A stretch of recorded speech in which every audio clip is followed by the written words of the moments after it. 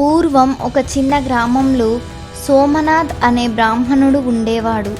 అతను శివునికి ఎంతో విశ్వాసంతో జీవించే భక్తుడు. పూజలు చేయడం, అన్నదానం చేయడం, వృద్ధులకు సేవ చేయడం ఇవే అతని జీవిత ధ్యేయం. అతని పక్కనే ధనరాజు అనే ధనవంతుడు ఉండేవాడు. అతను దురాశతో, స్వార్థంతో ఉన్నవాడు.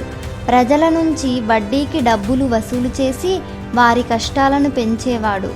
సోమనాథ్ తన చిన్న ఇంట్లోనైనా దేవుడికి పుష్పాలు పెట్టి రోజు ఓం నమః శివాయ అని జపిస్తూ జీవించేవాడు. అతని వద్ద డబ్బు ఎక్కువ లేకపోయినా ప్రశాంతంగా జీవించేవాడు. ఒకసారి గ్రామంలో వర్షాలు లేక పంటలు పండకపోయినప్పుడు తన దగ్గర ఉన్న అన్నాన్ని ఇతరులకు పంచాడు.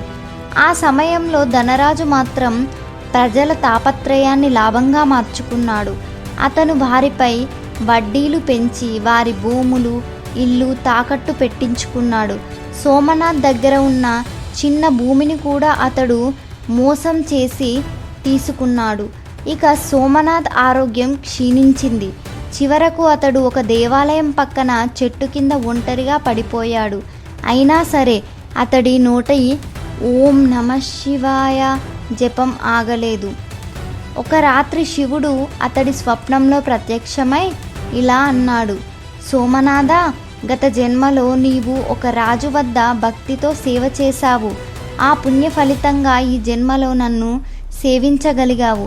నీవు ఎప్పుడూ ధర్మ మార్గంలో నడిచావు. ఈ జన్మలో నీ కష్టాలు కర్మఫలితమే, కానీ నీవు అందరికీ ఉపయోగపడే జీవితం గడిపావు. ఇప్పుడు నీకు శివలోకం లభిస్తుంది. కానీ ధనరాజు ధనాన్ని ఆశించి చేసిన పాపకార్యాలు అతడిపై తిరిగొచ్చాయి. గ్రామస్తులు అతనిపై కోపంగా తిరిగారు. ధనాన్ని కోల్పోయి ఒంటరిగా రోగంతో బాధపడుతూ చనిపోయాడు. సోమనాథ్ తన చివరి శ్వాసలో ఓం నమః శివాయ అని జపిస్తూ శివలోకానికి చేరుకున్నాడు.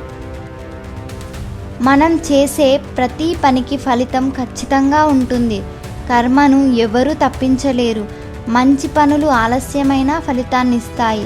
పాపాలు చేసినవాడు ఎంత ధనవంతుడైనా చివరికి శిక్ష తప్పదు.